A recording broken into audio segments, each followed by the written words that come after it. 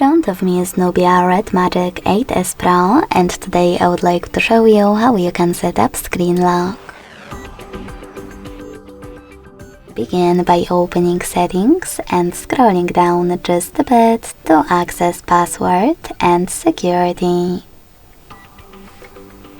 Then click on screen lock at the top left corner.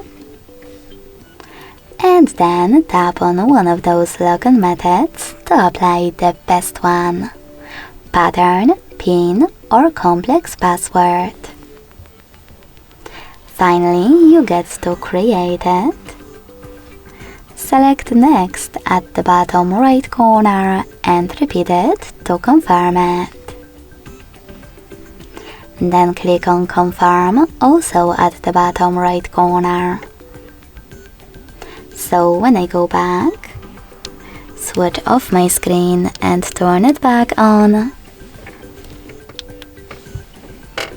I can see that pattern is now required. Thanks so much for watching. If you enjoyed this video, don't forget to leave a like, comment and subscribe. Bye!